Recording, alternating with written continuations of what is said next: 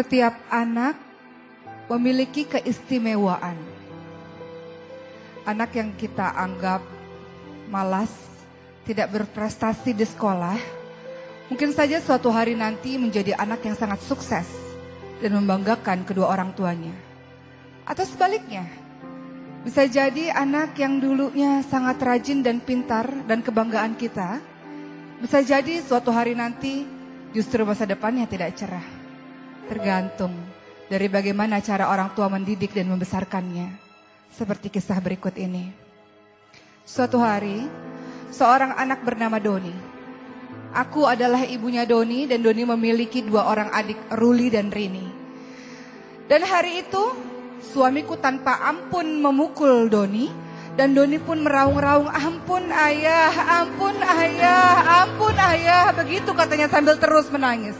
Belum cukup dipukul oleh sang ayah, suamiku ini kemudian mengambil raket penepuk nyamuk yang ada di dalam kamar dan kembali memukul anakku Doni dengan membabi buta. Mulai dari kakinya, punggungnya, terus dipukulnya. Dasar anak tidak tahu diri, dasar anak memalukan, dasar anak tidak berguna. Sampai kapan terus menerus membuat ayah malu seperti ini? Kata ayahku berteriak-berteriak. Anakku kemudian terus meraung-raung, ampuni aku ayah, ampuni Doni ayah. Dan matanya memandang ke arahku yang tidak bisa berbuat apa-apa. Dan seakan-akan mengharap bantuan dan pertolongan dariku. Tapi siapalah aku ini? Hanya seorang istri yang tidak berdaya. Karena aku tahu betul tabiat dari suamiku yang tidak bisa diganggu ketika sedang menyiksa anaknya itu. Maka ayah ini, suamiku ini terus memukul anakku Doni sampai terengah-engah. Dan kemudian pada akhirnya dia duduk sambil dengan nafas yang tersengal-sengal. Dan dengan membentak dan berteriak dia berkata kepadaku, ajari anakmu ini supaya tidak bodoh lagi seperti ini. Ajari anakmu ini malu-maluin saja. Sudahlah bodoh, rapat, jelek, tidak naik kelas lagi. Mau ditaruh mana muka saya ini? Kata suamiku sambil dengan keadaan yang sangat marah. Dan langsung meninggalkan ruang tamu dan masuk ke dalam kamar. Dan anakku Doni yang sedang kesakitan ini pun langsung saja aku peluk. Dan dengan bersimbah air mata anakku Doni mengatakan, Bunda, maafin Doni karena lagi-lagi Doni membuat malu ayah. Doni ini udah belajar keras, Bunda, kan Bunda tahu setiap hari Doni belajar. Iya nak, kataku. Aku pun tak sanggup lagi untuk menahan air mataku. Besok-besok kita belajar lebih rajin lagi ya nak. Doni pinter kok. Insya Allah nanti tahun depan Doni bisa naik kelas. Kataku mencoba untuk menghibur anakku. Tapi Doni katakan, tapi Bunda kan tahu walaupun Doni udah belajar tapi Doni ini gak pinter. Doni udah berusaha keras Bunda, tapi tetap aja nilai rapot Doni ini jelek Bunda. Kata anakku sambil terus menangis. Doni gak sepinter adik-adik, kenapa ya Bunda? Jangan-jangan Doni ini bukan anak ayah. Kata Doni sambil terus memeluk tubuhku. Dan aku pun terus meneteskan air mataku karena perlakuan yang sangat tidak adil menurutku dari suamiku terhadap anak kesayanganku ini. Maka malam itu, Doni tertidur dengan adik-adiknya. Dan adik-adiknya sangat ketakutan karena melihat abangnya ini mengigau dengan sangat kencang. Berteriak-teriak dengan sangat kencang. Doni demam, tubuhnya sangat panas. Maka adik-adiknya memanggil aku dan ayahnya untuk segera menuju ke kamar mereka. Dan aku pun memeluk anakku Doni. Dan Doni mengatakan, Bunda jangan jauh-jauh dari Doni. Doni mau sama Bunda terus. Maafin Doni yang sudah berbuat salah dan memalukan ayah. Doni gak pernah jadi anak kebanggaan ayah. Maafin Doni ya Bunda, katanya dengan badan yang sangat panas. Aku tahu suamiku khawatir. Suamiku memanggilkan dokter dan untuk berusaha memeriksa dan menyembuhkan Doni. Hari terus berlanjut. Ternyata suamiku masih menyimpan rasa malunya. Maka ia memutuskan untuk Doni harus tinggal di pesantren dan tidak boleh dijenguk sama sekali. Begitu kata suamiku. Doni tertegun mendengar pernyataan dari ayahnya. Aku tahu betul kenapa Doni hendak diberikan ke pesantren. Karena suamiku ini sangat malu dengan keadaan Doni. Doni kembali menatapku dan kembali memelukku dengan mengatakan, Bunda, Bunda kan tahu Doni gak bisa jauh dari Bunda. Doni mau sama Bunda, Doni kan kalau tidur dipeluknya sama Bunda. Nanti kalau di pesantren gimana Bunda? Bunda tolong bilang sama ayah Doni gak mau di pesantren. Doni janji Doni akan rajin belajarnya. Doni janji Doni pasti akan membanggakan ayah. Kata Doni berusaha untuk meyakinkanku. Namun lagi-lagi apalah aku. istri yang tidak pernah berdaya ini. Dan Doni pun akhirnya diletakkan di pesantren, tetap dengan wanti-wanti dari suamiku, tidak boleh dicenguk sama sekali. Biar dia menjadi anak yang rajin, bukan menjadi anak yang manja. Biar dia pintar, gak malu-maluin keluarga, begitu kata suamiku. Maka Doni pun akhirnya berada di pesantren. Doni tidak boleh dikunjungi dan hanya pulang ke rumah pada saat liburan saja. Bertahun-tahun di pesantren, pulang ke rumah pada saat liburan. Aku melihat ada perubahan yang sangat signifikan dari Doni. Doni tidak banyak bicara, irit sekali bicaranya. Kalau di ruang makan, adik-adiknya sering bercerita tentang prestasi mereka di sekolah dan ayahnya menyambut dengan antusias, tapi tidak dengan Doni. Bahkan ayahnya tidak pernah menanyakan prestasi Doni di pesantren. Dan Doni pun tidak pernah menceritakan prestasinya. Ia menunduk saja dan terus makan saja tanpa bicara sepatah kata pun. Tapi ada yang berubah dari anakku Doni. Doni setiap malam saat kami semua tertidur, di sepertiga malam ia bangun dan sholat tahajud. Ia menengadahkan tangannya dan berdoa kepada Allah Subhanahu wa Ta'ala. Dia rajin berpuasa dan sangat berbeda dengan adik-adiknya. Setiap kali keluar rumah, Doni mencium tanganku, memeluk tubuhku dan mengatakan, doain aku ya Ma, doain aku ya Bunda, doain Doni ya Bunda. Hal yang tidak pernah dilakukan oleh adik-adiknya karena didikan modern oleh ayahnya. Maka Doni menjadi anak yang sangat aku sayangi. Ketika Doni selesai dari pesantren, ia kembali ke rumah berharap ia akan kuliah. Tapi lagi-lagi ayahnya mengatakan, dengan otak yang seperti itu, gimana mungkin bisa kuliah? Biarkan saja dia gak usah kuliah, nanti malah jadi beban saja. Begitu kata suamiku.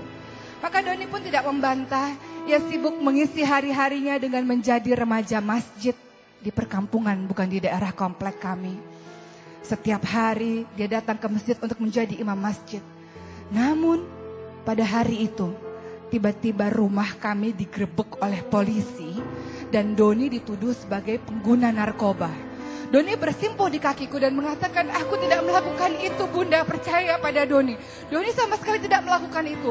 Doni memang sering pergi tengah malam karena Doni berzikir di masjid bersama teman-teman. Karena Doni melakukan ibadah-ibadah di masjid bersama teman-teman. Tapi Doni tidak melakukan itu Bunda, itu fitnah. Itu tidak benar Bunda, Bunda jangan percaya dengan kalimat-kalimat itu.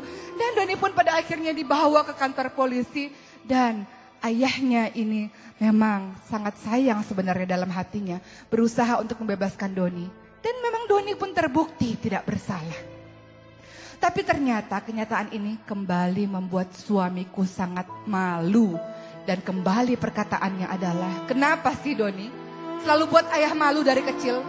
Sudah gak pinter di sekolah, bodoh, gak naik kelas, sekarang buat malu lagi, kata ayahnya kembali memarah-marahi Doni. Dan Doni pun kembali lagi diusir untuk yang kedua kalinya dari rumah. Doni yang sudah besar ini pun menatap kepadaku dan menatap kepada adik-adiknya. Aku tahu ada perasaan di hatinya sebagai anak yang terbuang. Dia berkata kepadaku dan adik-adik, Doni pergi ya Ma, Doni pergi ya Bunda, Doni pergi ya adik-adik. Tolong ingat pesan Doni, apapun yang terjadi, tolong jangan tinggalkan sholat. Senantiasa dekat sama Allah. Doni mungkin gak bisa untuk menjaga Bunda, gak bisa untuk menjaga adik-adik, tapi Allah akan menjaga kalian. Janjilah sama Doni untuk senantiasa giat dalam beribadah. Bunda, doakan Doni, semoga Doni jadi anak yang bisa membanggakan ayah, yang mungkin sampai hari ini belum bisa ayah bangga sama Doni. Katanya sambil tersenyum, sementara aku pun lagi-lagi tak kuasa untuk membendung air mataku. Maka pembelaan terakhirku adalah, ku katakan pada suamiku, jangan biarkan Doni pergi. Sudah terlalu lama Doni meninggalkan kita. Izinkan Doni untuk bersama dengan kita. Ini permintaan terakhirku, kataku berusaha untuk membujuk suamiku. Suamiku kembali mengatakan, dia sudah besar, dia harus mandiri, biarkan dia pergi. Begitu kata suamiku. Maka Doni pun pergi. Doni senantiasa menelponku, memberikan kabar untukku. Dia berpindah-pindah kota dan akhirnya bekerja di luar negeri, membangun karirnya sendiri. Dan apa yang terjadi pada keluarga kami? Jabatan suamiku semakin naik, harta kekayaan kami semakin melimpah, dan kedudukan kami di mata masyarakat semakin tinggi. Tapi aku senantiasa memikirkan anakku yang entah hujan atau panas berteduh di mana aku tidak tahu. Tapi kemudian keadaan terbalik. Ternyata suamiku terkena kasus korupsi. Semua harta berharga, rumah disita oleh polisi. Dan suamiku pada akhirnya digiring untuk menuju ke penjara, dimasukkan ke dalam penjara. Harta kekayaan jabatan yang selama ini dibangunnya bertahun-tahun, tiba-tiba runtuh begitu saja. Setiap hari semua media memberitakan kepada banyak orang betapa suamiku ini adalah seorang koruptor. Dan pada akhirnya suamiku yang dipenjara, aku dan kedua anakku ini pada akhirnya harus kontrak di sebuah kontrakan yang kecil. Anak-anakku yang terbiasa dididik dengan sangat manja oleh ayahnya, bukan membantuku, malah justru jadi beban untukku.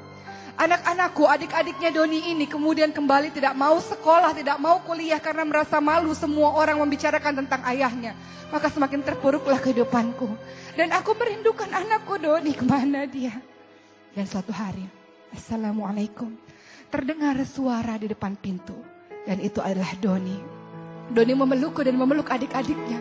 Maafkan Doni bunda, maafkan Doni adik-adik.